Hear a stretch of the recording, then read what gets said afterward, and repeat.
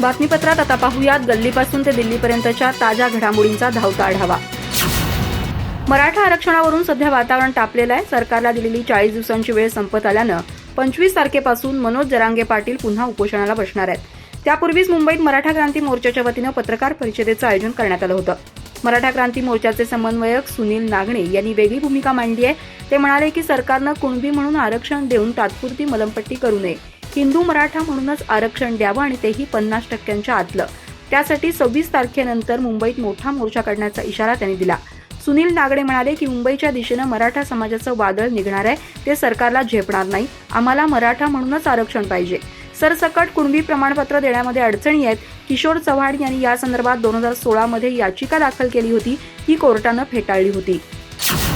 राज्याचे उपमुख्यमंत्री अजित पवार यांच्या उपस्थितीत माढ्यामध्ये एका कार्यक्रमाचं आयोजन करण्यात आलं होतं। कार्यक्रमापूर्वी अजित पवारांना मराठा आंदोलकांनी काळे झेंडे दाखवले। यावेळी अजित पवारांनी मराठा आरक्षणाबद्दल पक्षाची आणि सरकारची भूमिका मांडली। अजित पवार म्हणाले की देवेंद्र फडणवीस यांनी दिलेलं आरक्षण हायकोर्टात टिकलं होतं, परंतु ते सुप्रीम कोर्टामध्ये टिकू शकलं नाही। सध्या मनोज जरांगे पाटील यांनी राज्यात आरक्षणाचा लढा तीव्र केलाय। ते म्हणतात मराठा समाजाला सरसकट कुणबी प्रमाणपत्र द्या, मात्र सध्या ओबीसी समाजामध्ये 350 जाती आहेत। त्यांचं म्हणणं आहे की आम्हाला सगळ्यांना आरक्षण मिळत नाही, जे खरोखरच कुणबी आहेत त्यांना आरक्षण आहे। त्यामुळे या प्रश्नावर विचार सुरू आहे। लोकसंख्या वाढल्यानं जमिनीच्या वाटण्या झाल्या आणि मराठा समाजातील शेतकरी अल्पभूधारक ठरले, त्यामुळे अनेक प्रश्न निर्माण झालेले आहेत। मनोज पाटलांनी केलेल्या मागणीसंदर्भात आम्ही अनेक तज्ज्ञांशी बोलत आहोत, त्याबाबत सरकार निर्णय घेणार आहे।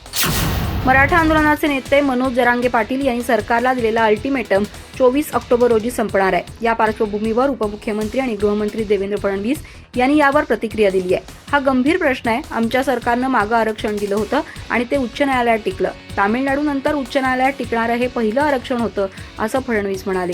जोपर्यंत आमचं सरकार होतं तोपर्यंत सर्वोच्च न्यायालयात त्यावर स्थगिती आली नाही।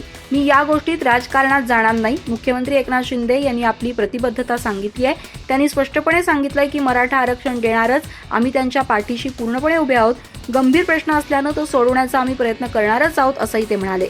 प्रयत्न समन्वयाचा आहे। जे प्रश्न जटिल असतात आणि ज्यात संविधान, न्यायपालिका यांचा समावेश असतो, त्यात विचारपूर्वक निर्णय घ्यावा लागतो। आज एखादा घाईघाईत निर्णय घेतला आणि तो न्यायालयात टिकला नाही तर पुन्हा लोकांकडून टीका होईल। समाजाला मूर्ख बनवण्याकरता तुम्ही निर्णय घेतला असं लोक म्हणतील। त्यामुळे मुख्यमंत्र्यांनी काल सांगितल्याप्रमाणे टिकणारा निर्णय आम्ही घेऊ, असं फडणवीसांनी स्पष्ट केलं। शिंदे सरकारची 22 ऑक्टोबर रोजी मराठी दैनिकात पानभर जाहिरात प्रसिद्ध झाली। ही जाहिरात ईडब्ल्यूएस आरक्षणामुळे मराठा समाजाला होणाऱ्या लाभासंबंधीची होती। या जाहिरातीत सर्वोच्च न्यायालयाचा ऐतिहासिक निर्णय ईडब्ल्यूएस करिता 10% आरक्षणावर मोहर उमटवली।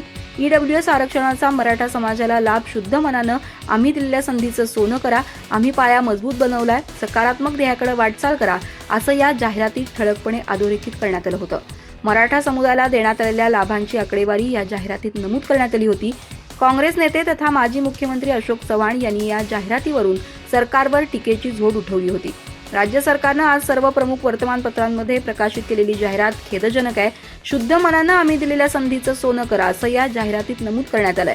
मराठा समाजानं आरक्षण मागण्याऐवजी 10% आर्थिक दुर्बल घटकांच्या आरक्षणाचा पर्याय निवडावा, असं राज्य सरकारला या जाहिरातीतून सुचवायचं आहे का, असं ते म्हणाले।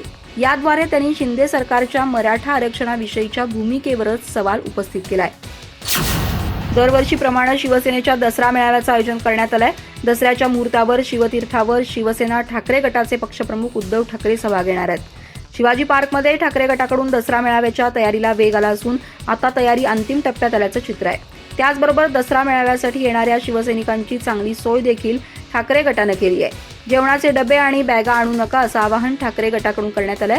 त्याशिवाय शिवसैनिकांसाठी पिकअप ड्रॉपची सोय देखील करण्यात आली आहे। शिवसेना ठाकरे गटाकडून शिवतीर्थावर येणाऱ्या हजारो शिवसैनिकांसाठी विशेष नियोजन देखील करण्यात आलंय। अधिकाधिक शिवसैनिकांनी रस्त्यावरील वाहतूक कोंडी टाळण्यासाठी रेल्वेनं दसरा मेळाव्याला येण्याचं आवाहन ठाकरे गटाकडून करण्यात आलंय। राज्यभरातील तळागाळातील शिवसैनिकांनी दसरा मेळाव्याला शिवतीर्थावर येण्याची इच्छा व्यक्त केल्यानं त्यांना शिवतीर्थापर्यंत आणण्यासाठी सहकार्य करण्याची जबाबदारी त्या जिल्ह्यातील संपर्क प्रमुख आणि जिल्हा प्रमुखांना देण्यात आली आहे। राष्ट्रवादी काँग्रेस अजित पवार गटाचे आमदार प्रवक्ते अमोल मिटकरींनी आज अकोला जिल्ह्यातील सांगोळा गावाला भेट दिली। या गावात रावण मंदिराच्या उभारणीसाठी त्यांनी पुढाकार घेतलाय। यावेळी अमोल मिटकरी यांनी माध्यमांशी संवाद साधला। यावेळी अमोल मिटकरी म्हणाले की आदिवासी बांधवांची भावना रावणासोबत असेल तर रावण दहनाला बंदी घातली पाहिजे. रावण हे आदिवासींचं दैवत असेल तर रावण दहन कशाला? आम्ही रामाची पूजा करतो पण रावणाचं दहन कशाला, असं मिटकरी म्हणाले. अमोल मिटकरी यांच्या वक्तव्यामुळे आता राजकीय वर्तुळात नवा वाद निर्माण होण्याची शक्यता आहे. CBFC अर्थात central board of film certification बोर्डानं आता नवीन निर्णय घेतलाय. या निर्णयाचं मेकर्सनं स्वागत केलंय. गेल्या काही दिवसांपासून तो निर्णय घ्यावा अशी मागणी काही दिग्दर्शक आणि मेकर्स करत होते. आता त्यावर शिक्कामोर्तब झाल्याचं सांगण्यात येत आहे. बोर्डानं हिंदी भाषेत चित्रपट करणाऱ्या निर्माते आणि दिग्दर्शक यांना मोठा दिलासा दिलाय.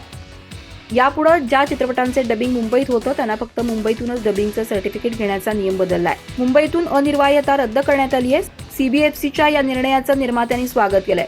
बोर्डानं सांगितल्याप्रमाणे जिथं हिंदी चित्रपटांची निर्मिती केली जाईल तिथंच त्या चित्रपटांचं परीक्षण केलं जाईल, त्यांना सर्टिफिकेट देण्यात येईल असं म्हटलंय.